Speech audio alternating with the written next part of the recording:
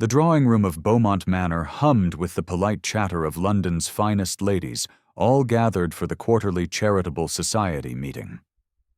Crystal chandeliers cast a warm glow over silk gowns and elaborate coiffures, while servants glided between clusters of women bearing silver trays laden with tea and delicate pastries.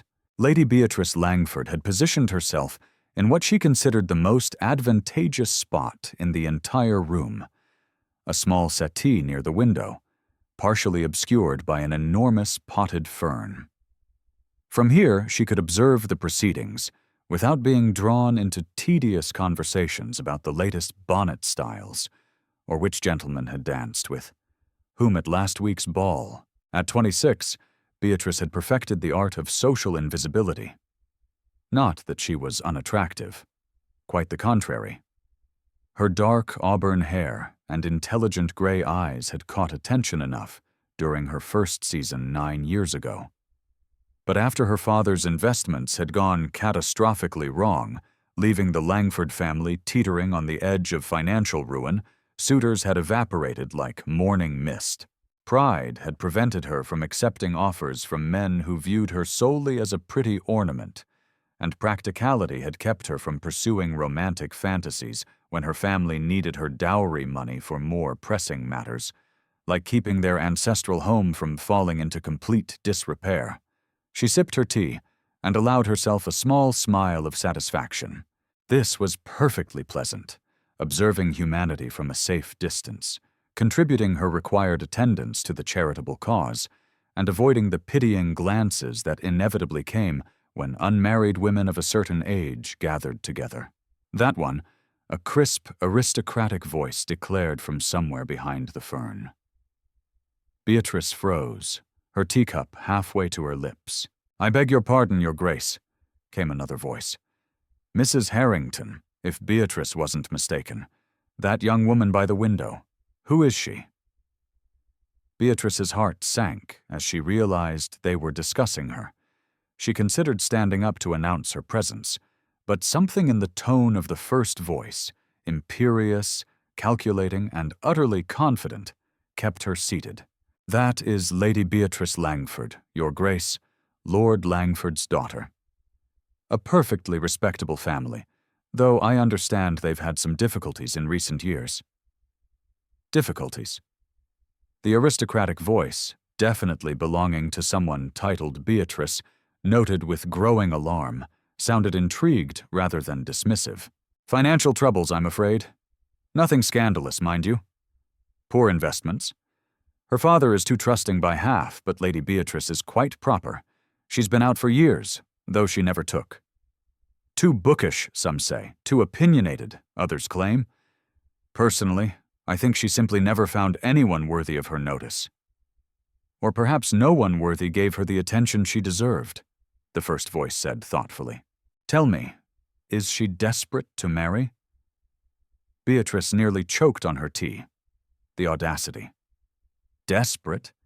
I wouldn't say desperate, Your Grace, but she must be aware that her prospects diminish with each passing season. At her age, she cannot afford to be too particular.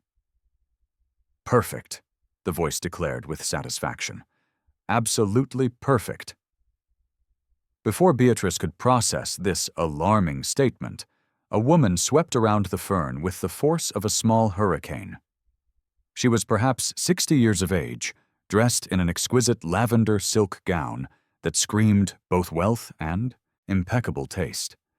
Her silver hair was arranged in an elaborate style that must have taken her lady's maid hours to complete, and she wore diamonds that could probably feed a small village for a year. Most notably, she wore an expression of absolute determination. "Lady Beatrice Langford," the woman announced, settling herself onto the settee with the authority of someone accustomed to having her smallest wish obeyed. "I am Henrietta Beaumont, Dowager Duchess of Ravencrest, and I have a proposition for you that will sound utterly mad." Beatrice blinked at her, acutely aware that several other ladies had noticed the Dowager Duchess's sudden interest and were now watching their corner with unconcealed curiosity. "Your Grace," Beatrice managed, setting down her teacup before she dropped it. "I'm honored by your attention, but I'm not certain." "You're unmarried," Henrietta interrupted with characteristic bluntness. 26 years old, intelligent, and from what I've observed, entirely too sensible to waste your time with the nonsense these other ladies consider conversation. You also desperately need money, though you're too proud to show it. Am I correct thus far?" Beatrice felt her cheeks flush. "Your Grace, I hardly think." "Your gloves," Henrietta continued, gesturing to hands. "Beautifully made, but you've turned them twice. I can see the faint marks where the original stitching was. Your gown is at least 3 years old, though you've disguised it cleverly with new ribbon, and unless I'm very much mistaken, those are paste pearls at your throat, not the genuine Langford pearls your grandmother was famous for wearing. Your family has sold the real ones, haven't they?" The frank assessment, delivered without malice, but with absolute certainty, left Beatrice momentarily speechless. She had spent years perfecting her facade of genteel normalcy, and this woman had seen through it in seconds. "I mean, no offense," Henrietta said more gently, though her eyes remained sharp. "I merely need to ensure you'll understand the value of what I'm about to propose.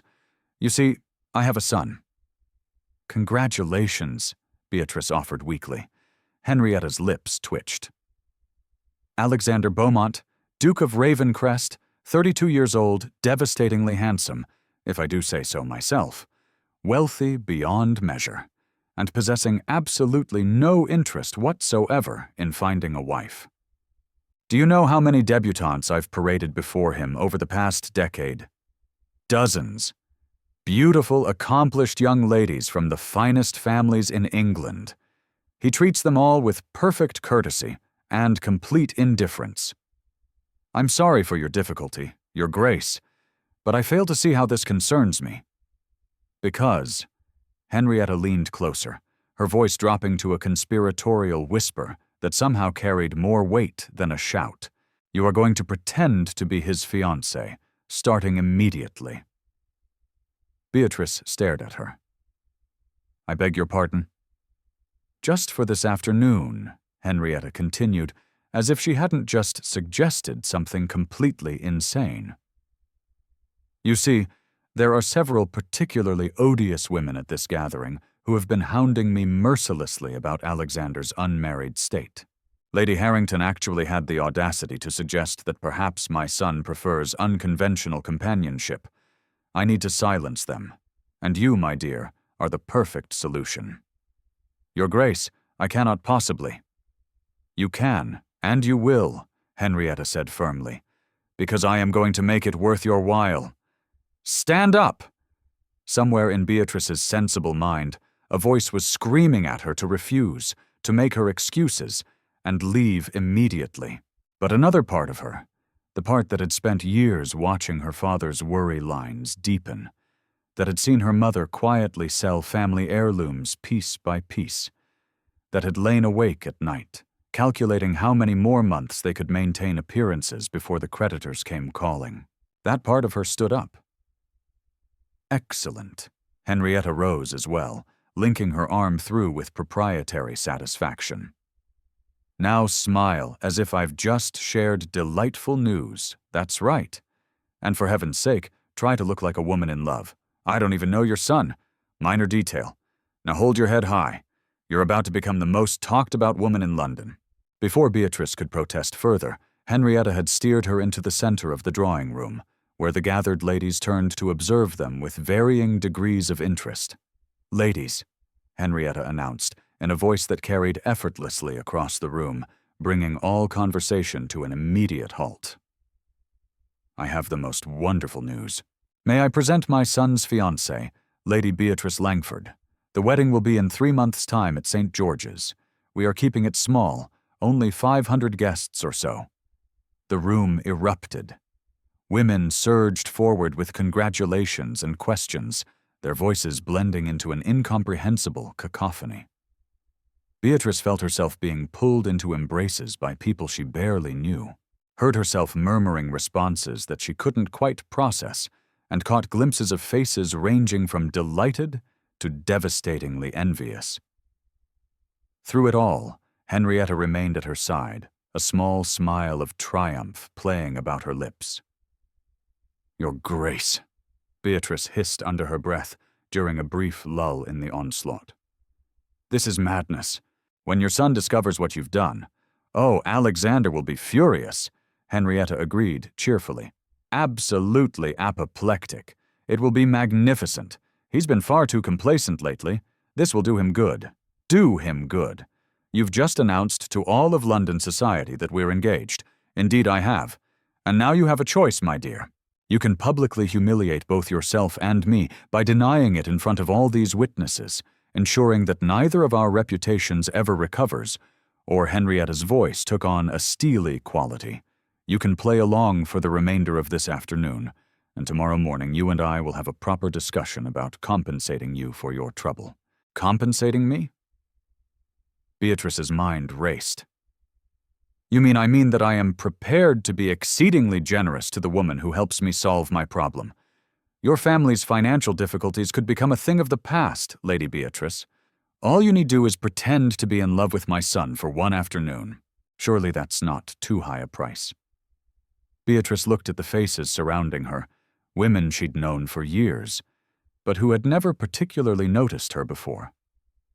They were looking at her now, though, looking at her with interest, with envy, with the kind of attention that came from being associated with one of the most eligible men in England. She thought of her father's tired eyes, her mother's brave smile when she'd sold her grandmother's brooch last month, her younger brother's education hanging in the balance because they couldn't afford the fees. "What do I need to know about him?" she heard herself ask. Henrietta's smile widened. "Ah, splendid. Well, let me see. Alexander is brilliant, Cambridge first in his class. He manages our estates with impressive competence and takes his duties in the House of Lords seriously, unlike most of his peers. He's an excellent horseman, a fair shot, and he detests dancing despite being quite good at it." "That's not what I meant," Beatrice said. "I meant what will convince people we're actually engaged. What are his habits, his preferences? Does he have a sense of humor?" Henrietta looked at her with something approaching respect. "Very practical.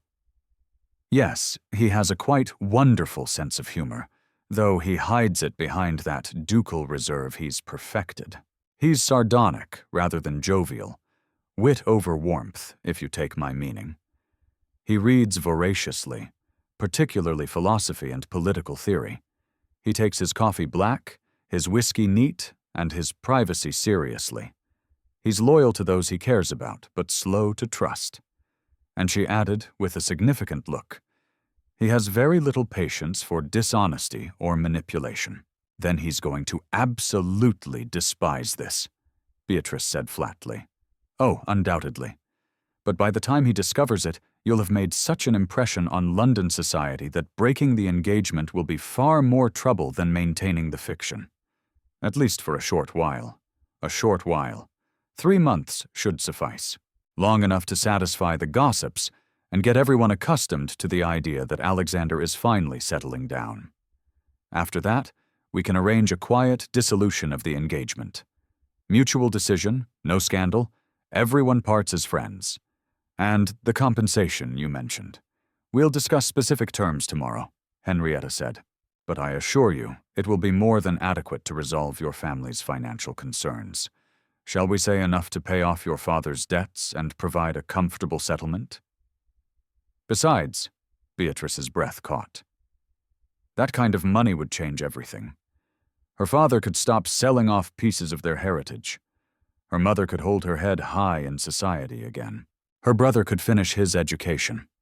All she had to do was pretend to love a man she'd never met for one afternoon, and then apparently continue the pretense for 3 months. It was mad. Completely, utterly mad." "Very well," Beatrice said.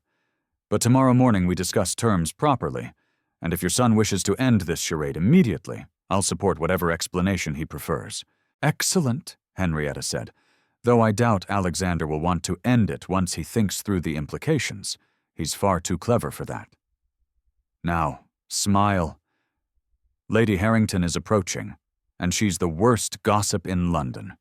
Whatever you tell her will be repeated in every drawing room by evening. Lady Harrington was a formidable woman in pewter satin, her expression hovering between congratulation and calculation. Lady Beatrice, my dear girl, I had no idea you even knew the Duke of Ravencrest. How delightfully secretive you've been. The Duke and Lady Beatrice preferred to keep their understanding private, Henrietta answered before Beatrice could speak. Young love, you know. They wanted time to know each other without society's scrutiny. How romantic. Lady Harrington's eyes narrowed with interest. And where did you meet, if I may ask? Beatrice's mind went blank. Where would a duke and an impoverished lady even cross paths? She opened her mouth, desperately grasping for a plausible explanation. At the British Museum, Henrietta supplied smoothly. They both have a passion for ancient Greek philosophy. Isn't that right, dear? Yes, Beatrice seized on the lie gratefully. We discovered we were both examining the same collection of manuscripts. We struck up a conversation about Aristotle's ethics, and she gestured vaguely. One thing led to another. It sounded absurd, even to her own ears, but Lady Harrington seemed to accept it. How very intellectual. I suppose that explains why the Duke hasn't been seen courting anyone. He was too busy courting you in secret. Precisely, Henrietta said with satisfaction. The afternoon continued in much the same vein. Beatrice found herself repeating variations of the museum story, accepting congratulations from women who had barely acknowledged her existence before, and feeling increasingly like she'd been swept up in a theatrical production without being given her lines. By the time the charitable society meeting concluded, her face ached from forced smiling, and her mind reeled from the sheer audacity of what she'd just done. As the ladies began to depart, Henrietta squeezed her arm. You did beautifully. My carriage will collect you tomorrow morning at Tentour-Recourt. We'll discuss everything properly then. Your Grace, Beatrice said quietly. What happens when your son finds out what we've done? Henrietta's expression turned thoughtful. Alexander has spent the last decade avoiding his responsibilities where marriage is concerned. Perhaps this will remind him that a duke has duties beyond managing estates and attending Parliament. Sometimes, my dear, we must be forced into recognizing what we truly need. And what if what he truly needs isn't me? Then we'll have 3 months to discover that, won't we? Henrietta patted her hand. But I have a feeling you're going to surprise us both. There's more to you than a pretty face and good breeding, Lady Beatrice. I saw it the moment you started asking practical questions instead of swooning over the honor of becoming a duchess. Alexander needs someone with intelligence and spine, not another simpering debutante. You might be exactly what he requires. With that cryptic statement, the Dowager Duchess swept away, leaving Beatrice standing in the emptying drawing room, wondering what on earth she had just agreed to. She was supposed to pretend to be the Duke of Ravencrest's fiancé, a man she had never met, a man who, according to his mother, despised dishonesty and manipulation. This was without question the most ridiculous situation she had ever found herself in. And yet, as she made her way home in the Langford shabby carriage, another reminder of their reduced circumstances, Beatrice couldn't quite suppress a flutter of something that might have been anticipation. For the first time in years, something interesting was happening to her. Something unexpected and absurd, and potentially disastrous, but also possibly something that could save her family. She arrived home to find her mother in the drawing room, mending curtains that should have been replaced 2 years ago. Beatrice, darling, how was the charitable society meeting? Beatrice looked at her mother, still beautiful despite the lines of worry around her eyes, still maintaining the graceful dignity that had made her one of the most admired women of her generation, still pretending that everything was perfectly fine, even as their world crumbled piece by piece. Actually, Mother, Beatrice said slowly, Something rather extraordinary happened. I appear to have gotten engaged. Her mother's needle stopped mid-stitch. You what? To the Duke of Ravencrest. His mother announced it to the entire charitable society. The wedding is to be in 3 months at St. George's. There was a long, profound silence. Then her mother set down her mending with great care. Beatrice Charlotte Langford, sit down and explain yourself this instant. As Beatrice recounted the afternoon's events, she watched her mother's expression cycle through disbelief, horror, and finally cautious calculation. Let me understand this correctly, her mother said when Beatrice had finished. The Dowager Duchess of Ravencrest has promised to compensate you, us, for participating in a false engagement to her son. Yes, an engagement that will last 3 months, and then be quietly dissolved. That's what she proposed. And you believe she'll actually pay what she's promised? The Dowager Duchess didn't become one of the most influential women in London by breaking her word, Mother. If anything, her reputation for keeping promises is fearsome. Her mother was quiet for a long moment. Do you know what this could mean for us if she keeps her word? I know. Your father could hold his head up again. We could repair the roof. Edward could finish his education properly. I know, Mother. Another silence fell between them, heavy with unspoken implications. You'll have to meet him eventually, her mother said finally. The Duke, he'll undoubtedly have thoughts about his mother announcing his engagement without his knowledge or consent. Beatrice felt her stomach twist with apprehension. Yes, I imagine he will. Is the Dowager Duchess certain he won't simply denounce the engagement immediately? She seems to think he'll be practical about it once he considers the implications. A public scandal would harm his reputation as much as ours. Perhaps her mother picked up her mending again, though her hands trembled slightly. This is dangerous, Beatrice. If it goes wrong, we'll be no worse off than we are now, Beatrice said firmly. And if it goes right, we might actually have a future that doesn't involve selling grandmother's things piece by piece. Her mother's eyes filled with tears. I never wanted this for you. Any of this. I know. Beatrice crossed to her mother's chair and knelt beside it. But this is our reality, and for once, I have a chance to actually do something about it. I'm not going to let pride or fear stop me. Her mother touched her cheek gently. You're so much braver than I ever was. I learned from the best, said softly. You've been brave every day, keeping this family together. They sat together in the fading afternoon light, both aware that tomorrow would bring challenges neither of them could fully anticipate. Somewhere across London, in a house Beatrice had never seen, a duke was going about his evening entirely unaware that his life was about to become complicated in ways he couldn't possibly imagine. The Duke of Ravencrest's London residence was a masterpiece of Georgian architecture, all elegant proportions and understated magnificence. Beatrice stood before it the following morning, acutely aware of how inadequate her second-best morning dress appeared in comparison to such grandeur. The Dowager Duchess's carriage had collected her precisely at 10, and Henrietta herself had accompanied her, keeping up a stream of cheerful chatter that did nothing to calm Beatrice's increasingly anxious nerves. Remember, Henrietta said as they approached the front door.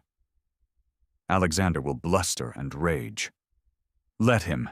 He needs to work through his temper before he can think rationally, and underneath all that ducal outrage, he's actually quite reasonable.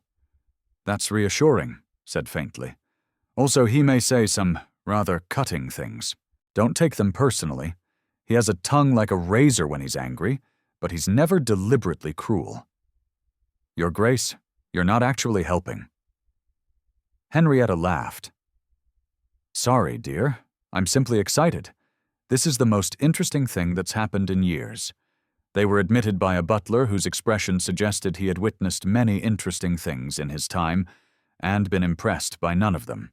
He led them through an entrance hall that made Beatrice's breath catch. Marble floors, soaring ceilings, artwork that belonged in a museum, and into a study that managed to be both magnificent and oddly comfortable. Floor-to-ceiling bookcases lined the walls, filled with leather-bound volumes that actually looked read rather than decorative. A massive desk dominated one end of the room, covered with neat stacks of correspondence and documents. Morning sunlight streamed through tall windows overlooking a private garden. And standing by one of those windows, reading what appeared to be a letter, was the Duke of Ravencrest. Beatrice's first thought was that Henrietta hadn't exaggerated about her son being devastatingly handsome. Alexander was tall and lean with dark hair that fell across his forehead in a way that suggested he'd been running his hands through it. His profile was all clean lines and aristocratic angles, high cheekbones, strong jaw, straight nose. He wore no coat, just shirt sleeves and a waistcoat. And even in this casual state of dress, he radiated the kind of authority that came from generations of breeding and power. Then he turned, and Beatrice saw his eyes. Gray-green, intelligent, and absolutely furious. "Mother," he said in a voice of deadly calm, "would you care to explain why I've received 14 messages of congratulation this morning regarding an engagement I knew nothing about?" "Good morning, darling," Henrietta said brightly. How wonderful that word has spread so quickly. "Beatrice, may I present my son, Alexander Beaumont, Duke of Ravencrest. Alexander, this is Lady Beatrice Langford, your fiancée." The temperature in the room seemed to drop several degrees. Alexander's gaze shifted to Beatrice, and she felt herself being assessed with the same thoroughness his mother had displayed the day before, but with considerably less warmth. "Lady Beatrice," he said with excruciating politeness, "how unfortunate that we're meeting under such creative circumstances." "Your Grace," Beatrice managed, resisting the urge to curtsy. She might be pretending to be engaged to him, but she'd be damned if she'd act intimidated. "I assure you, this situation is as unexpected for me as it is for you." One dark eyebrow rose. "Somehow I doubt that. Most women who claim to be my fiancé generally have at least a passing acquaintance with me first." "Alexander, don't be nasty," Henrietta said. "Beatrice is doing us a tremendous favor." A favor. His voice could have frozen water. "By participating in my mother's deranged scheme to manipulate me into marriage. How charitable." "I'm standing right here," Beatrice said sharply, her own temper stirring. "And I'm perfectly capable of speaking for myself, Your Grace. So perhaps you could direct your anger where it actually belongs, at your mother, rather than taking it out on me." There was a moment of shocked silence. Then, to Beatrice's surprise, Alexander's lips twitched. Backbone. How refreshing. He crossed to his desk and tossed down the letter he'd been holding. "Very well. Since my mother has decided to stage manage my life without consultation, perhaps someone should explain to me exactly what happened yesterday." Henrietta settled herself into a chair as if preparing for a pleasant chat. "It's quite simple, really. I observed Lady Beatrice at the Charitable Society meeting, intelligent, composed, and clearly not interested in the usual social nonsense. Perfect wife material, I thought. So I suggested she pretend to be your fiancé for the afternoon." "Suggested," Alexander repeated flatly. "Well, strongly encouraged. Lady Harrington was being particularly odious about your unmarried state, and I needed to silence her. Beatrice here was the perfect solution." "Perfect," Alexander's gaze swung back to Beatrice. "And you simply agreed without question? Your mother offered compensation," Beatrice said directly, seeing no point in dissembling. "My family has financial difficulties. She proposed a business arrangement. I pretend to be engaged to you for 3 months, and in exchange, she provides enough funds to resolve our debts. It seemed straightforward enough." She watched his expression carefully, trying to read his reaction. To her surprise, he looked more intrigued than insulted. "Honest, at least," he observed. "Most women would pretend to some romantic motive. I'm not most women, Your Grace. And I have no interest in deceiving you about my reasons. No, apparently you only have interest in deceiving all of London society. But there was less heat in his voice now, more calculation. That was your mother's idea, Beatrice pointed out. I was simply drinking tea and minding my own business when she dragged me into this scheme. And yet you didn't refuse. No, Beatrice admitted. I didn't because my family needs help, and I'm not too proud to accept it when it's offered, even if it comes with strings attached. Alexander studied her for a long moment. Then he turned to his mother. 3 months? 3 months? Henrietta confirmed. Long enough to satisfy society and get the gossips talking about something else. After that, you and Beatrice can have a quiet dissolution of the engagement. No scandal, no drama. Except that I'll be known as the man who broke an engagement with a respectable young woman, Alexander pointed out. That won't exactly enhance my reputation. We'll say it was mutual, Henrietta said. Discovered you didn't suit. Happens all the time. And in the meantime, I'm expected to play the devoted fiancé. It would be helpful. His mother agreed serenely. Alexander was quiet for a moment, his expression unreadable.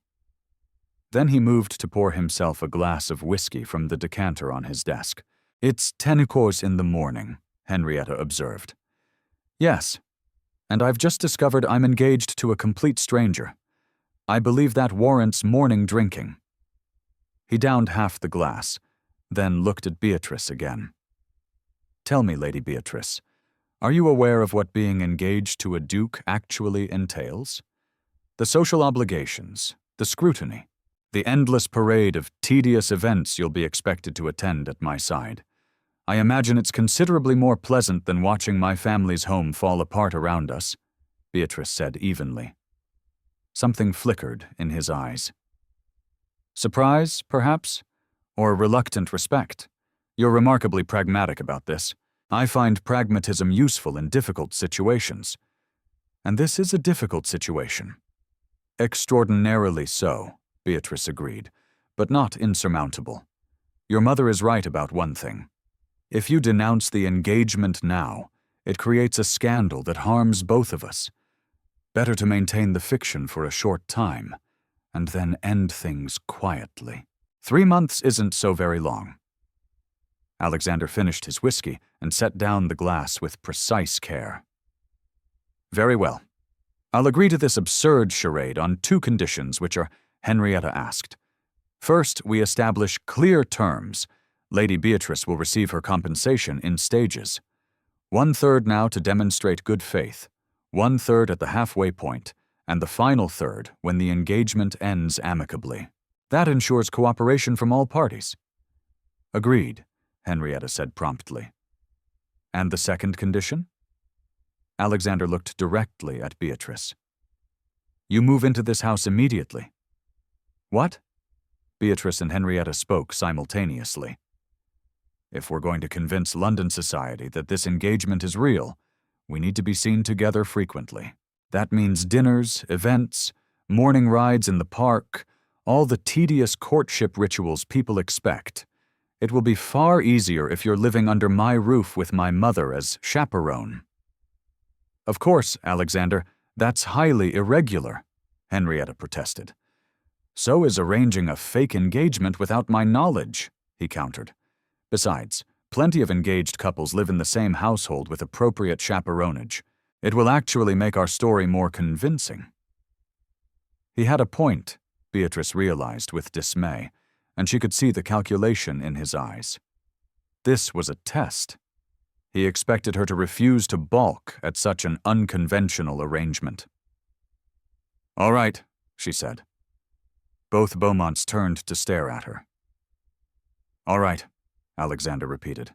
If it makes the arrangement more practical, I see no reason to object. As long as the living situation is properly chaperoned, and as long as you understand that this is purely a business arrangement. Purely business, Alexander agreed. But something in his expression suggested he found her compliance surprising. Then we have an accord. Mother, I trust you can make the financial arrangements Lady Beatrice and I have discussed. Of course. Henrietta looked between them, clearly pleased with how this was unfolding. I'll have the first payment delivered to Lord Langford this afternoon. Excellent. Lady Beatrice, how soon can you relocate your belongings? Tomorrow. Beatrice's mind was reeling. Everything was moving so fast. Tomorrow it is.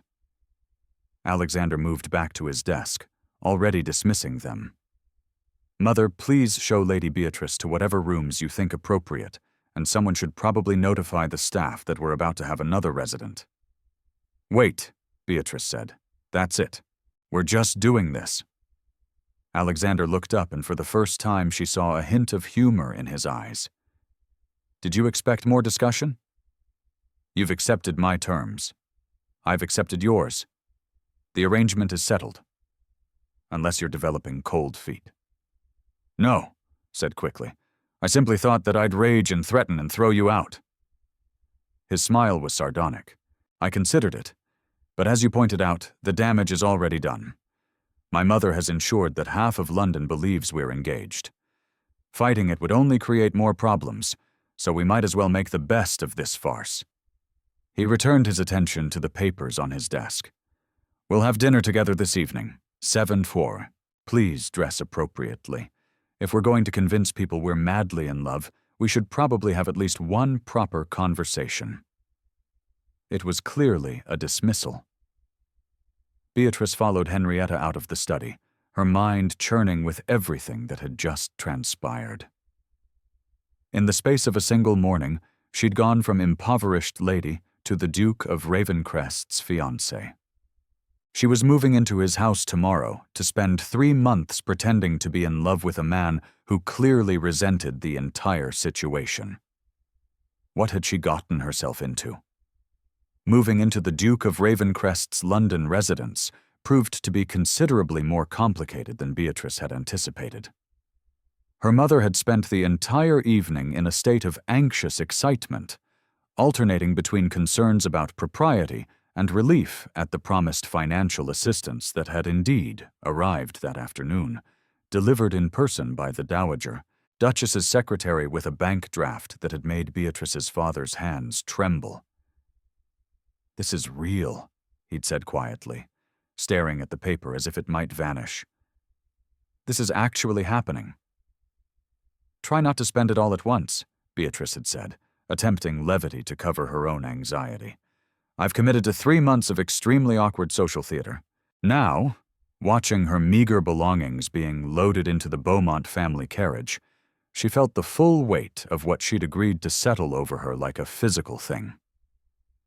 It's not too late to change your mind, her mother said softly, squeezing her hand. We could find another way. There is no other way, Mother. We both know that. Beatrice returned the pressure. 3 months? I can survive 3 months of anything. The Duke's residence was even more imposing by daylight.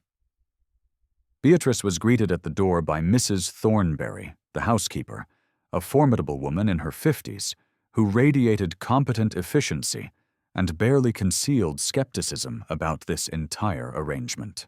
His Grace has instructed that you be given the Rose Suite, Mrs., Thornbury said, as she led Beatrice through marble corridors. It's traditionally reserved for family members. The Dowager Duchess will be staying in the adjoining rooms. How convenient, Beatrice murmured. Indeed, Mrs. Thornbury's tone suggested she had opinions about this entire situation, but was too professional to voice them. His Grace takes his breakfast in the morning room at 8:1 precisely. Luncheon is informal. Most days he's out managing estate business. Dinner is at 7, s'entend, formal dress required. They reached a set of double doors that Mrs. Thornbury opened with a flourish. The Rose Suite took Beatrice's breath away.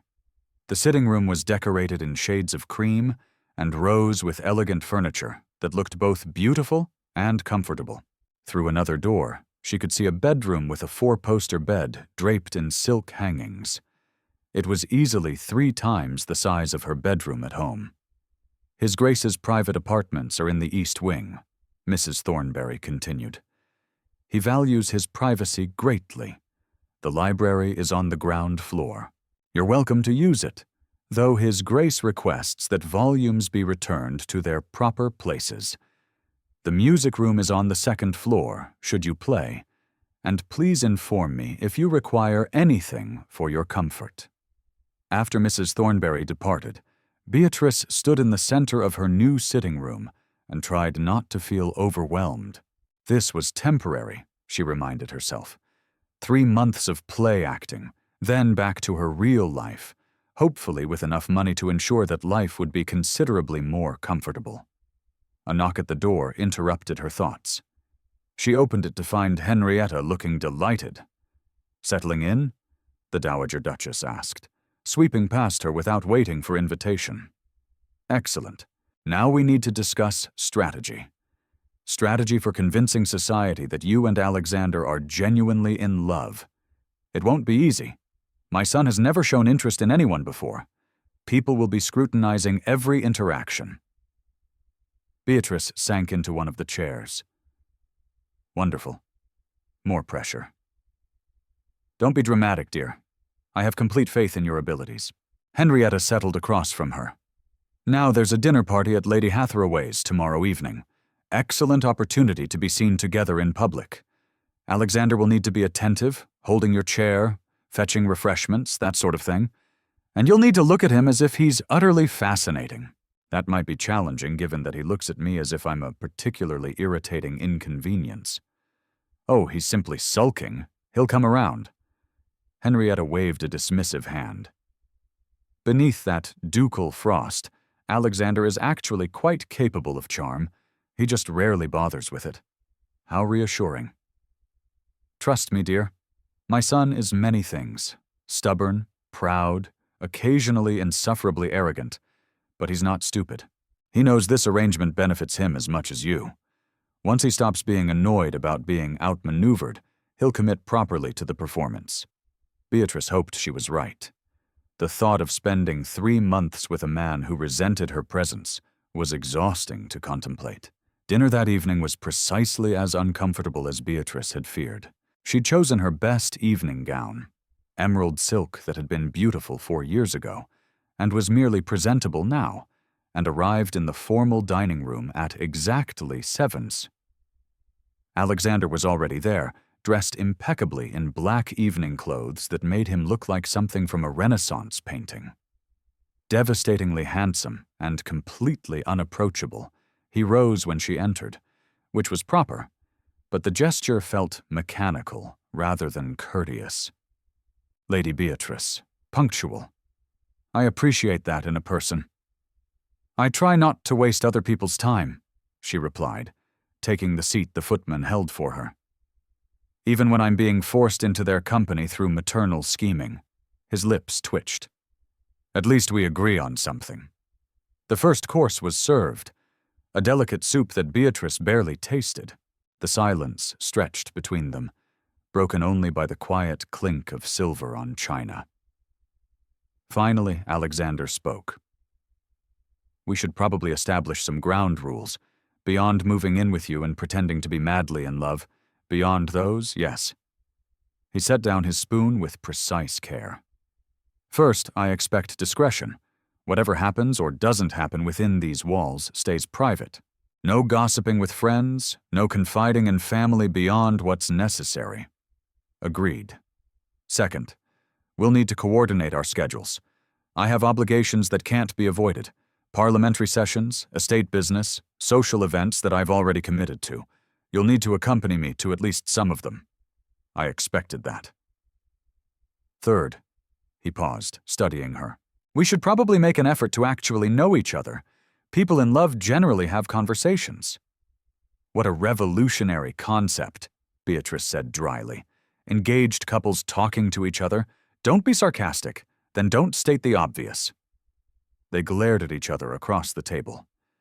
Then, unexpectedly, Alexander laughed, a genuine sound of amusement that transformed his face entirely. "You're not what I expected," he admitted. "What did you expect? Someone more compliant? Simpering, perhaps? Most women confronted by a duke's displeasure would be apologizing profusely by now." I'm not most women, and I didn't actually do anything wrong. Your mother did. If you want apologies, direct them appropriately. Fair point." He leaned back in his chair, regarding her with new interest. "Tell me about yourself, Lady Beatrice." Beyond the financial difficulties that brought you into this mess, it was the first time he'd asked her anything personal. Beatrice considered how much to reveal. "I'm 26 years old. I had one season 9 years ago that was moderately successful until my father's investments collapsed. I enjoy reading philosophy mostly and history. I'm reasonably competent at watercolors, though I have no particular talent. I speak French adequately and Italian poorly. I'm better at mathematics than is considered appropriate for a lady, and I strongly dislike gossip, which has made me rather unpopular in society circles." "Philosophy." Alexander's interest sharpened. "My mother said something about that. What do you read?" "Currently working through Locke's essays. Before that, Hume. I find epistemology fascinating, the question of what we can truly know versus what we merely believe. Most ladies I've met consider philosophy tedious. Most gentlemen I've met consider ladies tedious, so perhaps we're even." He laughed again, clearly surprised by her response. "Touché and the mathematics. My father taught me when I was young before he realized it wasn't proper. I've kept studying on my own. There's something satisfying about problems with definite solutions, unlike most of life." "Can't argue with that." Alexander reached for his wine glass. "All right, my turn. I'm 32. Cambridge. As my mother mentioned, I take my seat in the House of Lords seriously. Currently involved in reform discussions about poor laws and factory working conditions. I collect first edition philosophy texts, which probably makes me tedious. I fence regularly because I enjoy the discipline, and I despise dancing despite being adequately skilled. Why do you hate dancing? Because it requires making small talk with simpering debutantes, while their mothers evaluate me like prize livestock." He grimaced. "Though I suppose I'll have to dance with you now to maintain appearances." "Lucky me, lucky us," he corrected. "We're both stuck in this ridiculous situation." The main course arrived, roasted duck with vegetables, and they ate in more comfortable silence. Beatrice found herself relaxing slightly. Alexander might be arrogant and clearly resentful of this engagement, but he was also intelligent and surprisingly honest. There were worse qualities in a temporary fiancé. "Lady Hathaway's dinner party tomorrow," Alexander said after a while. "Are you prepared for that?" "It will be your first proper appearance as my fiancé. As prepared as one can be for public deception. You'll need to stay close to me. Answer questions about our courtship consistently.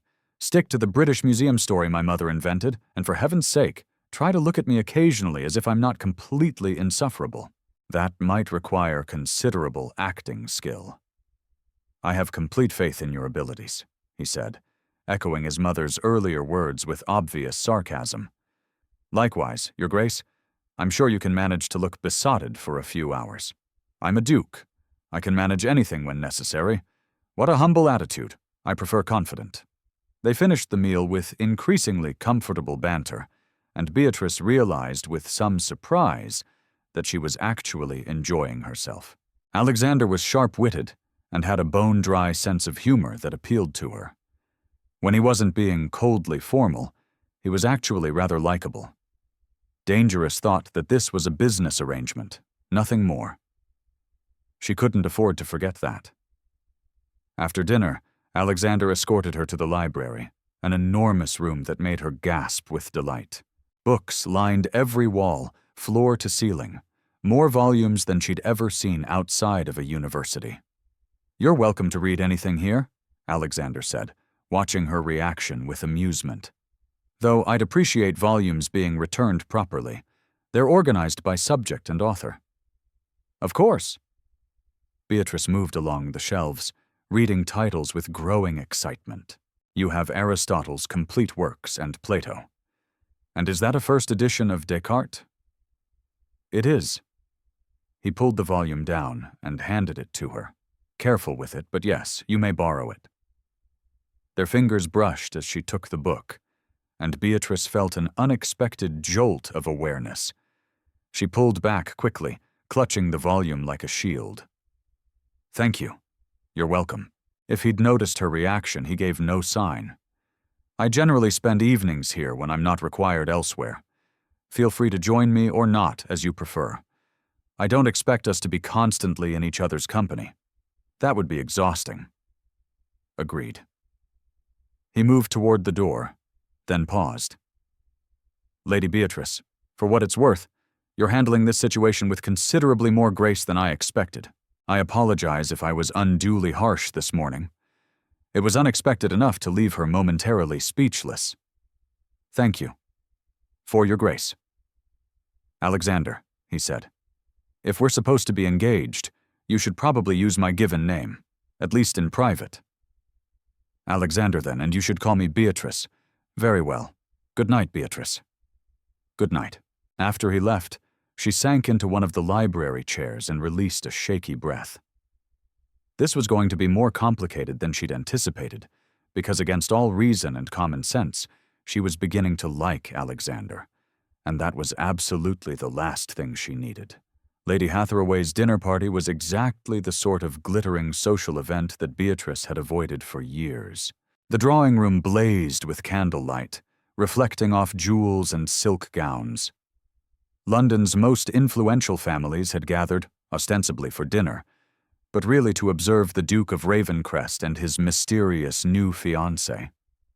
Beatrice could feel their eyes on her the moment she entered on Alexander's arm. He'd called for her earlier, looking devastatingly handsome in his evening clothes, and offered his arm with formal courtesy that somehow still managed to convey reluctance. "Remember," he'd murmured as they descended to the carriage, "stay close, smile occasionally, and try not to look like you'd rather be anywhere else. I'll do my best not to embarrass you. I'm more concerned about you being devoured by the social piranhas. They're going to circle the moment we enter." He wasn't wrong. The moment Lady Hathaway finished her effusive greetings, they were surrounded by curious guests, all asking variations of the same questions. "How did you meet? When did you realize you were in love? When is the wedding?"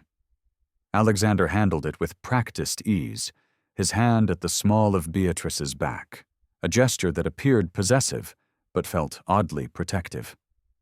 "Lady Beatrice and I discovered we share intellectual interests," he said smoothly.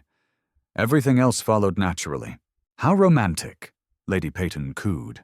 "And so unlike you, Your Grace, we'd quite given up hope of you ever settling down. Apparently, I simply needed the right motivation." His tone was perfect, warm enough to suggest genuine affection, but not so effusive as to be unbelievable. Beatrice found herself impressed despite herself. Throughout dinner, Alexander played his role flawlessly. He held her chair, ensured her wine glass was filled, and engaged her in conversation about philosophy that was actually interesting rather than merely performative. To any observer, they appeared to be a couple genuinely fascinated by each other. "You're quite good at this," Beatrice murmured during a lull in conversation. "Years of practice at social deception," he replied quietly. "Every duke learns early how to appear charming while feeling nothing whatsoever. How exhausting. Exceedingly." His eyes met hers, and something flickered in them. Sympathy, perhaps, though I suspect you understand that, playing roles for society's benefit. Before she could respond, Lady Harrington descended on them with her daughter in tow, a pretty blonde girl who looked barely 18 and absolutely miserable. "Your Grace, Lady Beatrice, how delightful to see you both. May I present my daughter, Miss Arabella Harrington?" "Bella, dear, say hello to the Duke." Arabella curtsied prettily, but with visible reluctance. "Your Grace, Miss Harrington." Alexander's courtesy was impeccable, but Beatrice noticed his slight withdrawal, the way he'd positioned himself closer to her, as if using their engagement as a shield. "Bella has been so looking forward to this season," Lady Harrington continued obliviously. "Though, of course, now that your Grace is engaged, She trailed off meaningfully. "Mother!" Arabella hissed, clearly mortified. Beatrice felt a surge of sympathy for the girl. "Miss Harrington, that's a lovely gown. The color suits you beautifully." Arabella's expression brightened. "Thank you, Lady Beatrice. I chose it myself. Mother wanted me in white, but I insisted on the blue." "Quite right. White is so insipid." They chatted for a few moments about fashion, and Beatrice noticed Alexander watching her with an expression she couldn't quite read. When Lady Harrington finally dragged her daughter away to meet other potential suitors, he leaned closer. "That was kind of you." She looked uncomfortable. "I remember what it was like being paraded around like livestock. Hence your sympathy for my earlier complaint about dancing." "Precisely." The evening continued in much the same vein. Beatrice found herself actually enjoying parts of it, particularly when she and Alexander managed to find a quiet corner and discuss the political reform bill he was working on. He was passionate about improving conditions for factory workers, and his arguments were well-reasoned and compelling. "Most people don't expect dukes to care about such things," he said. "They assume we're all too busy enjoying our privilege to notice suffering." "But you're not." "No. Perhaps because my father made sure I understood that privilege comes with responsibility. Power should serve purpose beyond personal gratification. That's quite progressive thinking. Don't spread that around. I have a reputation for aristocratic arrogance to maintain." She laughed and he smiled, a genuine expression that transformed his stern features. For a moment it was easy to forget this was all pretense.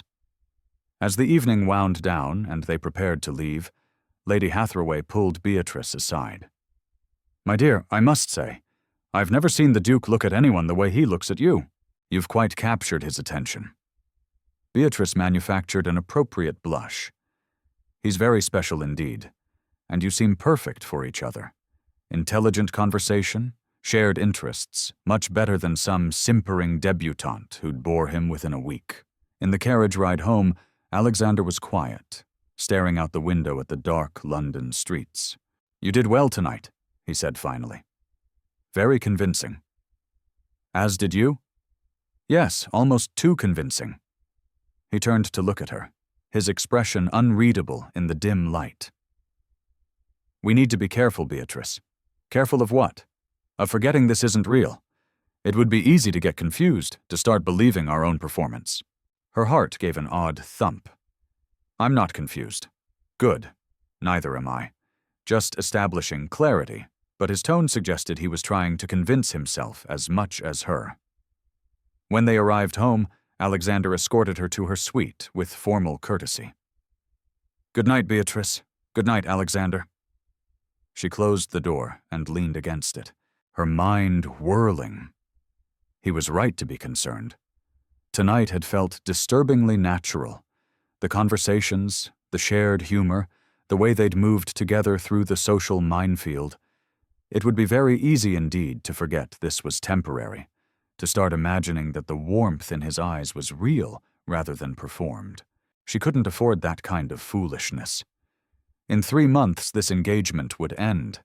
Alexander would return to his ducal life, and she would return to hers hopefully with enough money to secure her family's future. That was the agreement. That was reality. Everything else was just acting, even if it was starting to feel like something more. The next 6 weeks passed in a blur of social engagements, afternoon teas, and increasingly comfortable domesticity that Beatrice found both pleasant and deeply unsettling. She and Alexander had fallen into a routine. Breakfasts were companionable affairs where they discussed the day's papers and planned their social calendar. Afternoons often found them in separate pursuits. Alexander managing a state business or attending Parliament, Beatrice reading in the library or accompanying Henrietta on charitable calls. Evenings varied between social obligations and quiet hours in the library, where they'd sit in separate chairs, reading, but somehow still together. It was all terrifyingly domestic. "You realize people are starting to believe this?" Henrietta observed one afternoon, as she and Beatrice took tea in the drawing room. The engagement, even the skeptics are convinced. Isn't that the point? Beatrice poured tea with practiced grace, still marveling at the quality of the China Sea porcelain that probably cost more than her family's annual income. Yes, but Henrietta studied her with those sharp eyes. How are you finding the arrangement? Honestly, it's fine. Fine. What a passionate endorsement.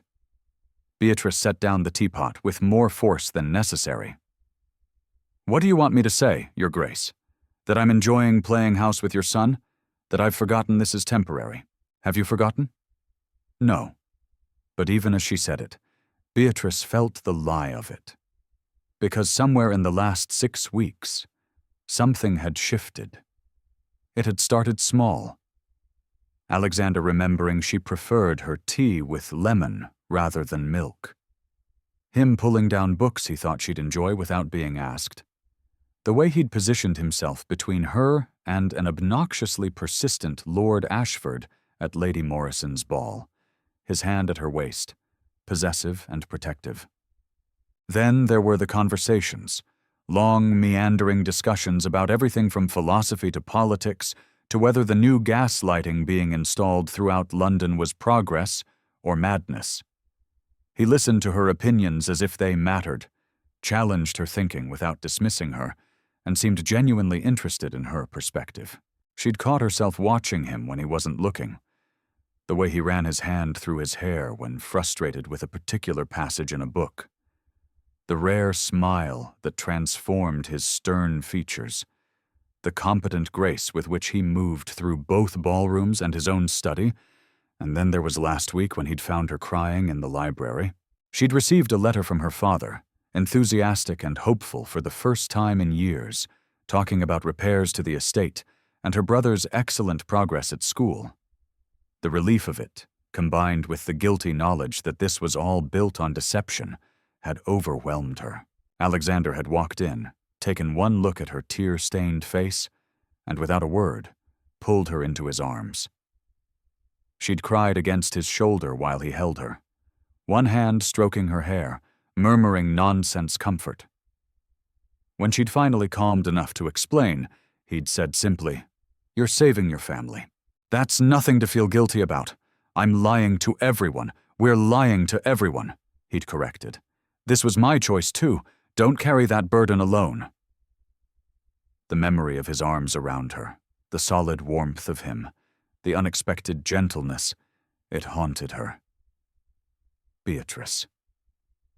Henrietta's voice pulled her back to the present.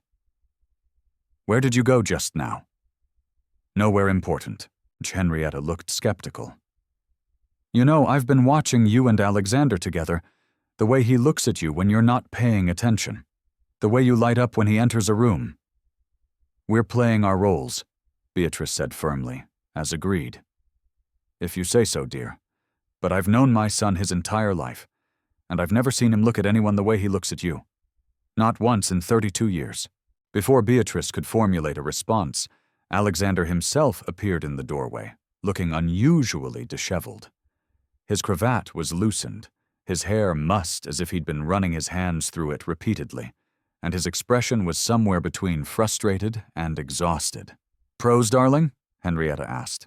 "The reform bill is being blocked by idiots who care more about maintaining their factory profits than basic human decency," Alexander said tersely.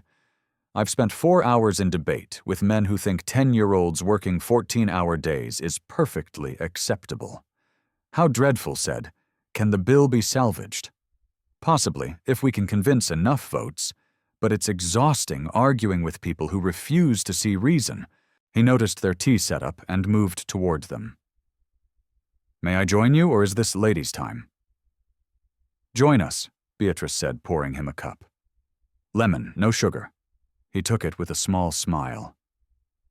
"You remembered. Hard to forget after 6 weeks." He settled into the chair beside her, close enough that she could feel the warmth of him. "Tell me something completely unrelated to factory reform and parliamentary obstinacy.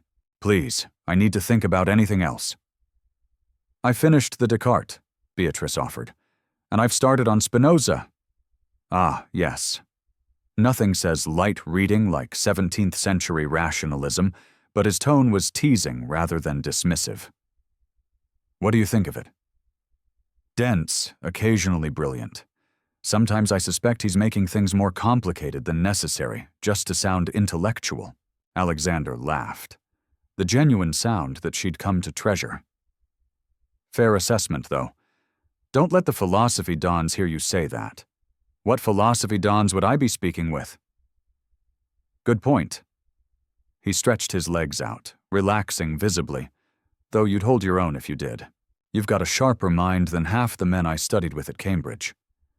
The casual compliment sent warmth through her. That's quite a statement from someone who graduated first in his class. It's also true. His eyes met hers with an intensity that made her breath catch. You know that, don't you? That you're genuinely intelligent, not just intelligent for a woman. She faltered, unsure how to respond to such direct praise. Because you are, he continued, and anyone who's dismissed you as merely decorative is an idiot who doesn't deserve your attention. Henrietta cleared her throat meaningfully. Well, this is enlightening. They both seemed to realize simultaneously that they'd been staring at each other, that the atmosphere had shifted into something charged and complicated. Alexander stood abruptly. I should return to work. I have correspondence to review before tomorrow's session. Of course, managed. He paused at the doorway, looking back. We're attending the opera tomorrow evening. Henrietta, you're joining us. Yes. Naturally, his mother confirmed. Can't have the engaged couple attending alone. Propriety must be observed. After he left, Henrietta turned to Beatrice with a knowing smile. Still just playing roles? Don't, Beatrice said quietly. Don't what? Don't encourage whatever you think you're seeing. This ends in 6 weeks. We both know that. Do we? Henrietta's expression turned serious. Beatrice, dear, I know I orchestrated this arrangement initially, and yes, I had hopes it might become something more. I won't deny that. But I've watched you two together, and what I'm seeing isn't acting, not anymore. It has to be, Beatrice insisted, because if it's not, she broke off, unable to complete the thought. If it's not, then what? You might actually be happy. Heaven forbid. I'm not his equal, Beatrice said bluntly. I am an impoverished lady from a family on the edge of ruin. He's a duke. In the real world, outside this temporary fiction, we don't belong together. The real world, Henrietta repeated thoughtfully. What an interesting phrase. As if the past 6 weeks haven't been real. As if the conversations, the laughter, the genuine connection you've built, none of that counts because it started with a lie. It doesn't matter how it feels. The arrangement expires in 6 weeks. We agreed. Arrangements can be renegotiated. Henrietta stood, preparing to leave. All I'm saying is don't dismiss the possibility of something genuine simply because it began unconventionally. Some of the best things in life happen when we least expect them. After she left, Beatrice sat alone with her cooling tea and increasingly confused thoughts. The problem was Henrietta was right about one thing. It no longer felt like acting. When Alexander smiled at her, her heart did foolish things. When he touched her hand, or stood close enough that she could smell his cologne, her pulse raced. When they talked late into the evening about philosophy or politics or nothing in particular, she felt more alive than she had in years. But that didn't change reality. Alexander was a duke with responsibilities and social standing. She was Lady Beatrice Langford from a family whose financial stability currently depended on maintaining this fiction. Even if something real had developed between them, and she wasn't admitting it had, pursuing it would be complicated beyond measure. Better to maintain the boundaries, finish the agreed-upon 3 months, take the money that would secure her family's future, and walk away, even if the thought of walking away from Alexander made her chest ache with surprising intensity. The opera the following evening was a grand affair. Beatrice wore the new gown Henrietta had insisted on purchasing, deep sapphire silk that made her skin glow and her eyes appear almost luminous. She'd caught Alexander staring when she descended the stairs, an expression on his face she couldn't quite interpret. "You look," he paused, seeming to search for words. "Magnificent. Thank you." She'd wanted to say something equally complimentary about how devastatingly handsome he looked in his evening clothes, but the words stuck in her throat. The Beaumont family box at the Opera House was positioned perfectly, visible to the entire theater, but elevated enough to provide some privacy. As they settled into their seats, Beatrice was acutely aware of the eyes upon them. "Ignore them," Alexander murmured, leaning close enough that his breath stirred her hair. "They're just curious. Let them look." The opera was Mozart's Don Giovanni, dramatic and passionate, and somehow entirely too appropriate for Beatrice's current state of mind. She tried to focus on the music, the spectacular staging, anything other than Alexander's presence beside her, but she could feel him, the warmth of his arm nearly touching hers on the shared armrest, the way he shifted slightly closer during the more dramatic passages, as if unconsciously seeking proximity, the occasional glance in her direction that made her pulse race. During the interval, they remained in the box, while Henrietta went to greet acquaintances alone for the first time that evening. The silence between them felt heavy with unspoken things. "Are you enjoying the performance?" Alexander asked finally. "Very much. Mozart was a genius." "Agreed." Though Don Giovanni himself is rather insufferable, completely a rake and a scoundrel, yet somehow compelling, Alexander observed. "That's the genius of it, making us fascinated by someone who should be purely despicable. I prefer to find compelling people who are actually worth my attention." He turned to look at her fully, something intense in his eyes. "And have you found anyone compelling?" The question hung between them, loaded with meaning. Beatrice felt her heart hammering.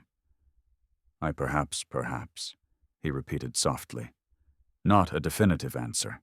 "I'm not certain definitive answers are wise in my current situation. No, I suppose they're not." He looked like he wanted to say more, but Henrietta returned with several acquaintances in tow, and the moment dissolved. The second half of the opera passed in a blur. Beatrice couldn't focus on the stage. She was too aware of Alexander beside her, of the tension thrumming between them, of the impossible situation they'd created. In the carriage ride home, Henrietta maintained a steady stream of chatter about who had been at the opera and what they'd been wearing, but Beatrice barely heard her. She stared out the window at the London streets passing by, trying to sort through her tangled emotions. When they arrived home, Alexander walked her to her suite, as had become their custom. But tonight, he didn't simply wish her good night and leave. Instead, he stood in her doorway, looking conflicted. "Beatrice, I need to—" He trailed off, running a hand through his hair in that familiar gesture of frustration. "Need to what?" "I need to be honest with you about something. This situation, this arrangement, it's become complicated," she finished for him. Yes, he looked relieved that she understood. "Significantly complicated because somewhere in the last 6 weeks I've stopped pretending." Her breath caught. "Alexander." "No, let me finish." He stepped closer, his voice low and urgent. "I know this started as a farce, a business arrangement to solve our respective problems. But it's not that anymore. Not for me. And I don't think it is for you either." "It doesn't matter what it is," Beatrice said, even as her heart raced. "We made an agreement. 3 months, then we part ways." "Agreements can be changed to what?" "You're a duke. I'm an impoverished lady whose family's survival depends on your mother's generosity. There's no version of this that doesn't end in complication and heartbreak. Unless we make it real," he said quietly. The words hung in the air between them, impossibly tempting. "You don't mean that," Beatrice managed, You're caught up in the fiction we've created. I'm caught up in you, Alexander corrected. Your intelligence, your humor, your resilience, the way you challenge me and make me think, the way you see through social nonsense to what actually matters, the way he broke off, seeming to struggle for words. The way I what?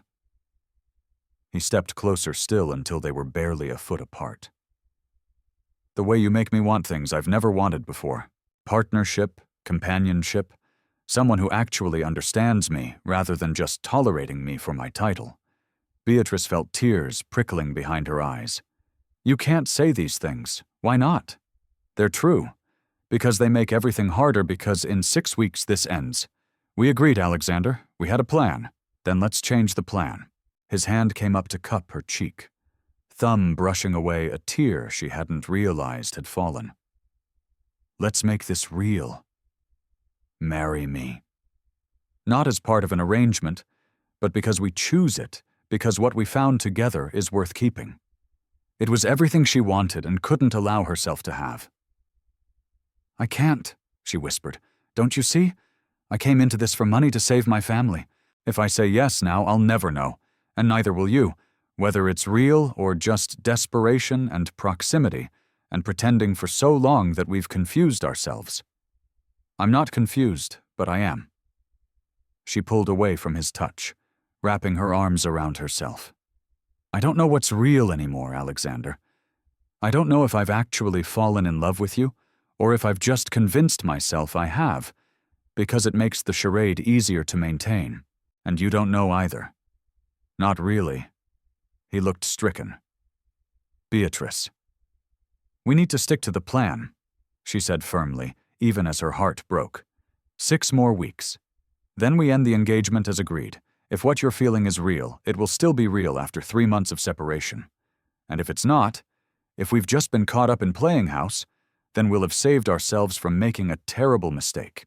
And if you're wrong, if I know right now with absolute certainty that I want you in my life permanently, then you'll still want me in 6 weeks, she said quietly. But we need that time, Alexander. We need space away from this intensity to be certain. He looked at her for a long moment, a dozen emotions flickering across his face. Finally, he nodded. 6 weeks, then we'll revisit this conversation. Thank you. He turned to leave, then paused. For what it's worth, Beatrice, I've never been more certain of anything, but I'll give you the time you need. After he left, Beatrice closed the door and slid down to sit on the floor, her elaborate gown pooling around her.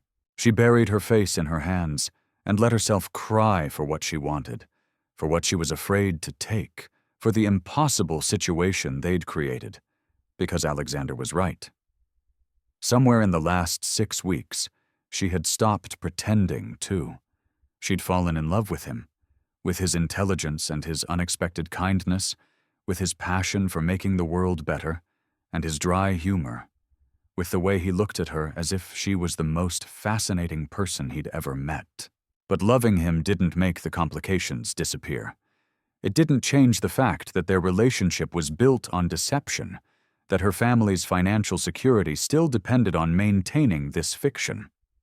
6 more weeks. Then they would see if what they'd built could survive in the real world outside the protective bubble of their arrangement. It was going to be the longest 6 weeks of her life. The remaining weeks of the engagement crawled by with agonizing slowness. Beatrice and Alexander maintained their public facade, attending balls, dinners, and social events with perfect courtesy. To the outside world, they appeared the ideal engaged couple. In private, things were infinitely more complicated. They still shared breakfasts and occasional evenings in the library, but now every interaction was weighted with unspoken tension. Alexander never again mentioned making the engagement real, but his eyes said everything his words didn't, and Beatrice found herself aching with the need to close the distance between them, to give in to what she wanted. But she held firm to her decision. They needed time apart to be certain. With only 3 days remaining before their agreed-upon separation, Henrietta summoned Beatrice to the drawing room with unusual urgency. "We have a problem," the Dowager Duchess announced, without preamble. Beatrice's stomach dropped. "What kind of problem?" "Lady Harrington has been investigating. She's gotten it into her head that this engagement is fraudulent." "What? How?" "She's been questioning servants, checking records, generally being a nosy nuisance, and she's discovered something rather damning." Henrietta paused significantly. "There's no record of Alexander ever visiting the British Museum during the time period we claimed you met." Beatrice felt the blood drain from her face. "Can she prove anything?" "Not definitively, but she's spreading rumors, suggesting the engagement was arranged for financial reasons, that you're a fortune hunter who trapped Alexander into this sham." That's not broke off, realizing it was partially true. She had entered this arrangement for money, even if her motivations were more complex than Lady Harrington could imagine. "I know it's not the full truth," Henrietta said gently, "but perception matters in our world. If these rumors gain traction, it could damage both your reputations significantly. Then we'll end the engagement early, as planned. Issue a statement about discovering we don't suit. That will only confirm suspicions that something was wrong from the beginning." Henrietta studied her carefully. "There is another option, which is make it real. Marry Alexander. Not in 3 months, but now this week before Lady Harrington's poisonous rumors can spread further." Beatrice's heart hammered. "You can't be serious. I'm entirely serious. Think about it, my dear. The best way to silence gossip about a fraudulent engagement is to actually get married. It becomes impossible to claim deception when you're legally bound. But Alexander knows about Lady Harrington's investigation. I told him this morning, and he agrees that an immediate marriage is the most practical solution." "Practical?" Beatrice repeated hollowly. "How romantic. Romance is lovely, but survival is more important." Henrietta's tone turned sharp. "You've spent 6 weeks building something genuine with my son, whether you want to admit it or not. Don't let pride and fear destroy that, because the timing isn't perfect." Before Beatrice could respond, Alexander himself entered the drawing room. He looked tired, she noticed. Shadows under his eyes, suggesting he'd slept poorly. "I assume Mother has explained the situation," he said without preamble. "She has. And what do you think?" His voice was carefully neutral, giving nothing away. Beatrice looked between them, Henrietta with her calculating determination, Alexander with his guarded expression. This was madness, complete and utter madness. "I think," she said slowly, "that I need to speak with Alexander alone." Henrietta took the hint, sweeping out with a knowing smile. Once they were alone, Alexander moved to the window, staring out at the garden. "You don't have to do this." "Do what?" "Marry me to salvage the situation. I won't force you into anything. Beatrice, if you want to end this now, face the scandal. I'll support whatever you decide, and your reputation will survive. I'm a duke. I have certain privileges when it comes to weathering gossip." He turned to face her. "But yours might not recover. An impoverished lady accused of trapping a duke into a false engagement. Society won't be kind. I'm aware. So the question is..." He moved closer, his expression intense. "What do you want? Not what's practical or sensible. What do you actually want?" It was the most direct question anyone had ever asked her. And standing there looking at Alexander, this complicated, brilliant, unexpectedly tender man who'd somehow become the center of her world, Beatrice realized she was tired of lying to society, to Henrietta, to herself. "I want you," she said simply. "I've wanted you for weeks now, but I was too afraid to admit it. Afraid it wasn't real, that I was fooling myself, that you only felt obligated because of the arrangement." His expression softened. "You're never going to be rid of me now, you realize. Not after admitting that.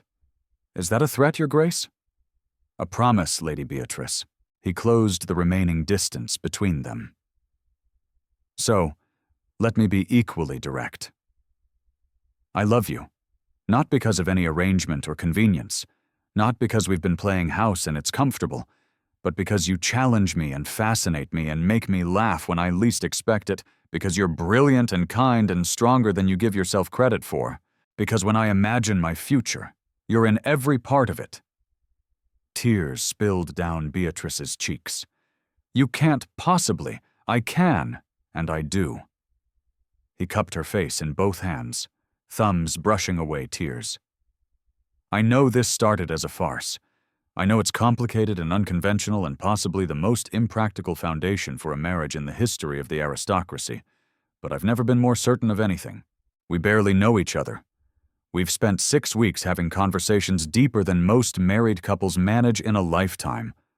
I know how you take your tea, and what makes you laugh, and that you chew your lip when you're thinking hard about something. I know you're terrible at embroidery, but excellent at mathematics. I know you cry at poetry, but stay stoic through tragedy.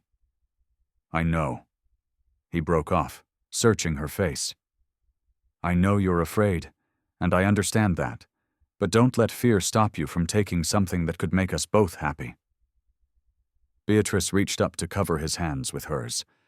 If we do this, if we actually get married, it has to be real. No more pretending, no more arrangements, just us building something genuine. That's all I've wanted since that night at the opera, Alexander admitted. Possibly before, though I was too stubborn to acknowledge it. And your mother, her manipulations will be politely but firmly discouraged from interfering in our marriage, he said.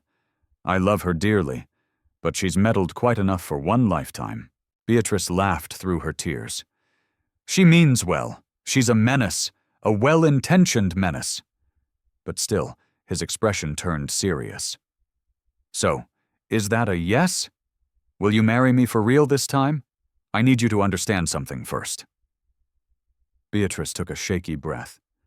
My family's financial situation is still precarious. Even with your mother's assistance, we're not secure long-term. If I marry you, there will always be people who say I did it for money and position, that I trapped you with your mother's help. Let them say it. I don't care. You might eventually, when it becomes tiresome, defending your choice of wife. Beatrice. He said her name with exasperation and affection in equal measure. I'm a duke who cares about factory reform and workers' rights. I've been called a radical sympathizer, a traitor to my class, and considerably worse. One more controversy isn't going to devastate me, especially when that controversy comes with the benefit of being married to the most interesting woman I've ever met. You're sure? Absolutely certain. He pulled her closer until they were barely an inch apart. So, stop trying to talk me out of this and give me an answer. Looking up at him, at the man who'd been her fake fiancé and had somehow become something infinitely more important, felt the last of her resistance crumble. Yes, she whispered. Yes, I'll marry you for real this time. The kiss was inevitable. Alexander's lips met hers with a gentleness that contrasted with the intensity of the moment, and Beatrice felt herself melting into him. This wasn't the chaste kiss they'd performed for society at various events. This was real and raw and desperately honest. When they finally broke apart, both slightly breathless, Alexander rested his forehead against hers. We're doing this. We're completely mad. Undoubtedly, he grinned, that rare transformative smile that made her heart skip. But at least we're mad together. A discreet cough from the doorway made them spring apart. Henrietta stood there looking insufferably pleased with herself. I take it you've reached a decision. We're getting married, Alexander said, his arms sliding around Beatrice's waist. This week, as you suggested. But mother, his tone turned serious. This is where your involvement in our relationship ends. You've had your fun playing matchmaker. Now, let us actually live our lives without interference. Of course, darling, Henrietta said with suspicious sweetness. Though I do hope I'm still invited to the wedding. You're invited, Beatrice assured her. But Alexander's right. This is our marriage, our choice. We are grateful for your creative intervention, but say no more." Henrietta waved a hand. "I understand perfectly. I'll simply enjoy my grandchildren when they arrive, and resist all urges to meddle further." "Grandchildren?" Alexander muttered. "We're not even married yet." "Details, darling. Now, shall we discuss wedding arrangements?" 3 days isn't much time. The wedding took place on a crisp autumn morning at St. George's Church, with considerably fewer than 500 guests. They'd kept it intimate, immediate family. A handful of close friends, and notably absent were Lady Harrington and her poisonous gossip. Beatrice wore a cream silk gown that Henrietta had commissioned. Simple, but elegant. As she walked down the aisle on her father's arm, she caught sight of Alexander waiting at the altar. He looked nervous, she realized with amusement. The confident Duke of Ravencrest was actually fidgeting with his cravat. When she reached him, he leaned close enough to whisper, "You look beautiful, and I'm terrified." "So am I," she whispered back. "Good. At least we're equally terrified." The ceremony passed in a blur. Beatrice heard herself making vows that no longer felt like a performance. When Alexander slid the ring onto her finger, a beautiful sapphire that matched the gown she'd worn to the opera, his hand trembled slightly. "I, Alexander Edmund Beaumont, take thee, Beatrice Charlotte Langford." The words hung in the air, weighted with meaning. This was real. This was happening. When the vicar pronounced them married and Alexander kissed her, Beatrice felt something inside her finally settle. All the fear and doubt and worry about whether this was right, it dissolved in the certainty that yes, this was exactly where she belonged. The wedding breakfast afterward was a joyous affair. Beatrice's parents seemed younger than they had in years, her father actually laughing at something Henrietta said. Her brother Edward, home from school for the occasion, declared Alexander rather decent for a duke, which everyone agreed was high praise from a 16-year-old. As the afternoon wore on, Alexander pulled Beatrice aside into a quiet corridor. "How are you feeling, Your Grace?" It took her a moment to realize he meant the title. She was the Duchess of Ravencrest now. Strange, overwhelmed, happy, good. Those are all appropriate reactions. He pulled her closer, his arms encircling her waist. "I have something for you. Another gift. You've already been too generous. This one's different." He produced a folded paper from his jacket. "Open it." Beatrice unfolded the document, scanning the contents. Her breath caught. It was a trust deed establishing a permanent income for her family, managed independently of their marriage, more than enough to maintain their estate comfortably and provide for her brother's education and future. "Alexander, this is insurance," he said quietly. "So you'll never have to wonder if you married me for money.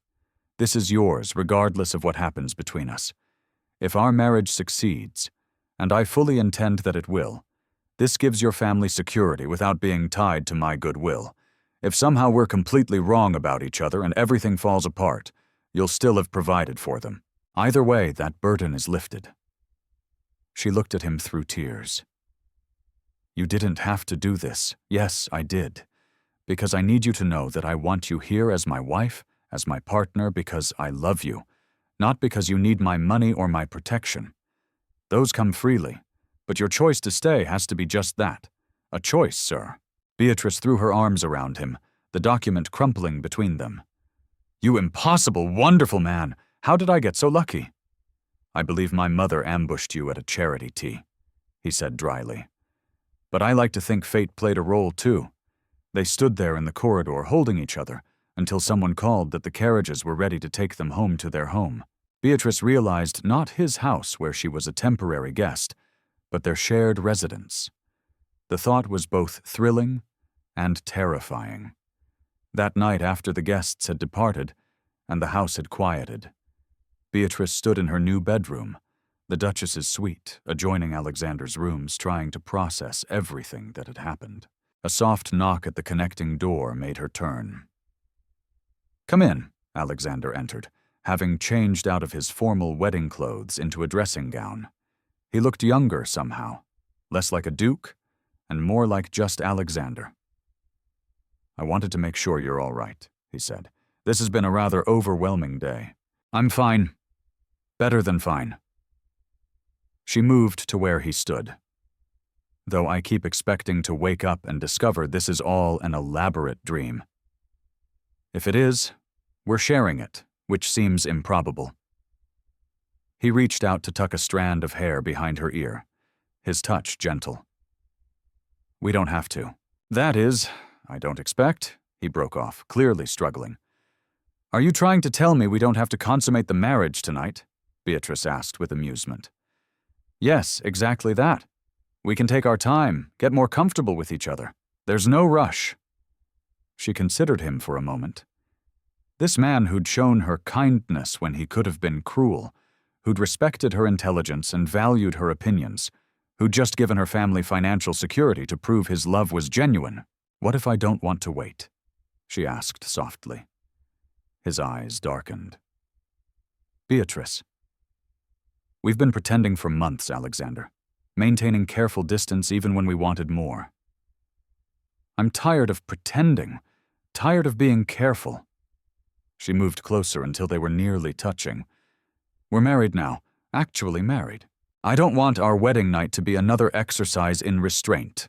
Are you certain?" His voice had gone rough. "Because once we cross this line, I'm certain." She reached up to cup his face, drawing him down to her. "I love you. I choose this. I choose you. No more doubts." The kiss that followed was nothing like their previous careful pecks for society.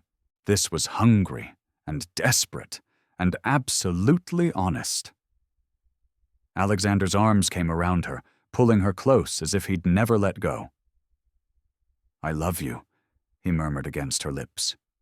"God, Beatrice, I love you so much." She pulled back just enough to smile at him. "Then perhaps you should show me." What followed was tender and sometimes awkward. They were both nervous despite everything, but also profoundly right. Every touch felt like a discovery, every kiss a promise. When Alexander finally made her his wife in truth as well as law, Beatrice felt as if something fundamental had shifted in the universe. Afterwards, lying tangled together in the massive bed, Alexander traced patterns on her bare shoulder. "So," he said eventually, "shall we discuss how we're going to navigate married life? Establish some ground rules? Ground rules for marriage? How romantic?" I prefer practical, but he was smiling. Though I suppose rule 1 should be honesty. We started this with lies. Let's make sure we continue with truth. Agreed. What else? We face society together. Whatever gossip Lady Harrington spreads, whatever complications arise from our unconventional beginning, we present a united front. Of course. And he hesitated. We genuinely try to make this work, not because of arrangements or obligations, but because we've chosen each other. Alexander. She turned to face him fully. "I meant my vows today. I'm not going anywhere. You're stuck with me for the rest of your life." "Stuck with you?" he repeated with satisfaction. "I can live with that." They fell asleep, wrapped around each other. And for the first time in months, Beatrice felt completely at peace. 5 years later, the nursery at Ravencrest Manor was in absolute chaos. Beatrice stood in the doorway, watching her husband attempt to wrangle their 3-year-old son, Thomas, while simultaneously preventing their 1-year-old daughter, Catherine, from eating the building blocks. "No, Thomas, we don't throw toys at Papa's head, even if it's tempting," Alexander was saying with admirable patience. "And Catherine, darling, blocks are for building, not dining. We've discussed this." Catherine responded by shoving another block toward her mouth with determination. "Need assistance?" Beatrice asked with amusement. Alexander looked up, his hair completely disheveled and his cravat nowhere to be seen. "Your children are menaces. They're only my children when they're misbehaving. When they're good, They're yours. They're never good, Alexander said, but his tone was fond. He scooped up Catherine before she could succeed in eating the block, though I suppose they are rather wonderful menaces. Thomas chose that moment to launch himself at Beatrice, who caught him with practiced ease. Mama, Papa says we can go to the village if we promise to behave. Did he now? I'm already regretting it, Alexander admitted, but they've been cooped up inside all week due to rain. They need to run wild somewhere that isn't my study. Your study that they're banned from after the Great Ink Incident? We don't speak of the Great Ink Incident. Beatrice laughed, pressing a kiss to Thomas's dark hair, so like his father's. All right, village it is. But actual good behavior, Thomas, not your interpretation of good behavior. An hour later, they were walking through the village, Catherine perched on Alexander's shoulders, and Thomas running ahead under strict instructions to stay where they could see him. You know, Beatrice said, linking her arm through Alexander's free one. Sometimes I still can't believe this is our life. Having you regrets about marrying me to escape scandal? Not even slightly, though that seems like it happened to different people now. It did, in a way. Alexander smiled at her. We're not the same people we were 5 years ago. He was right, Beatrice reflected. She'd gained confidence, taken on charitable work focused on education for working-class children, and even published a philosophical treatise under a pseudonym that had been rather well received.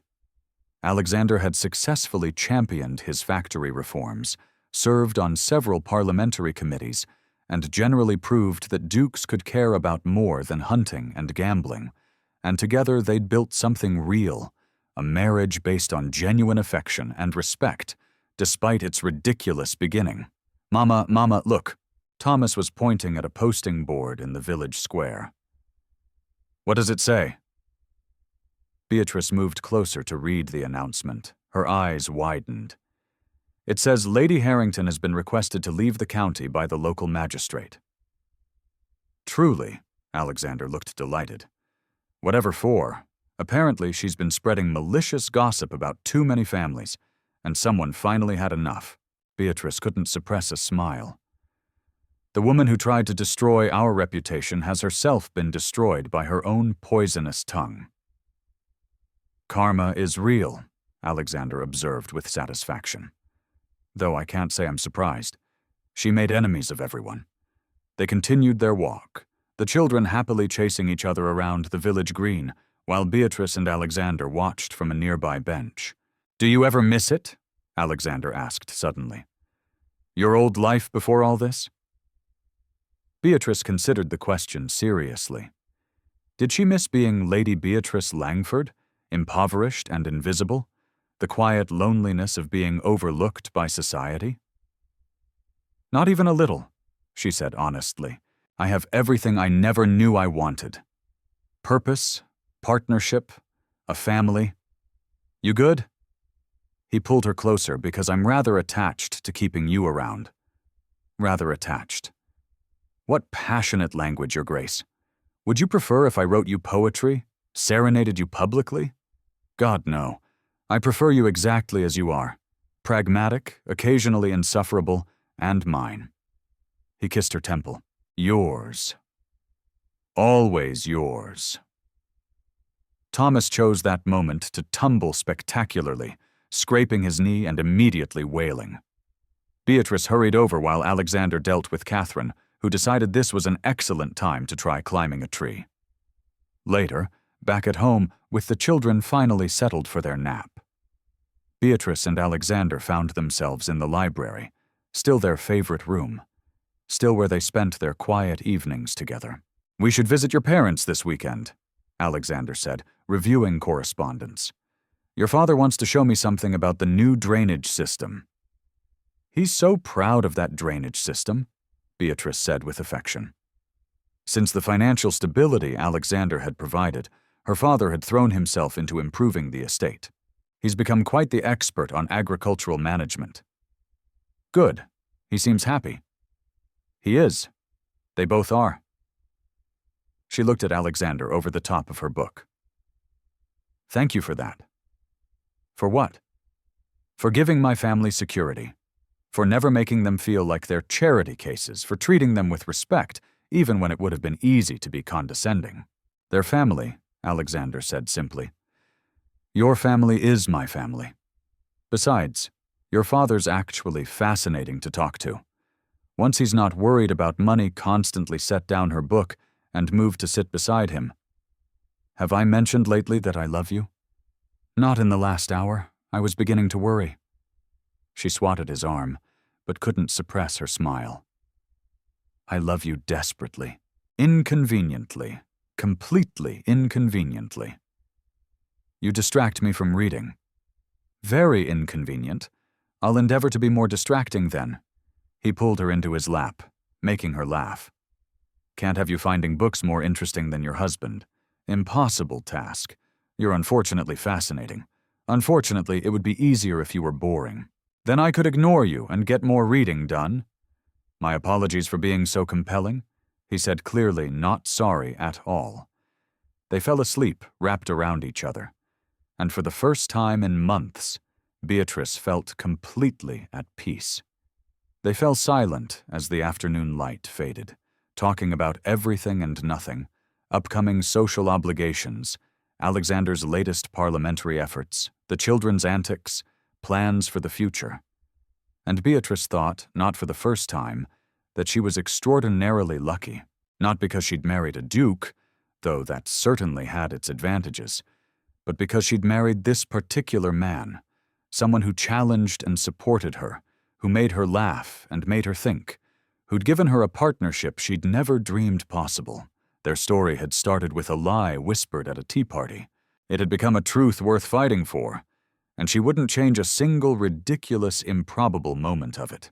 In the end, this tale reminds us that true fulfillment often arises from embracing unexpected opportunities with courage and honesty. It teaches the vital life skill of self-reflection. By confronting our fears, communicating openly, and discerning what is genuine amid deception, we can transform challenges into lasting joy, building relationships rooted in mutual respect rather than societal expectations. The end.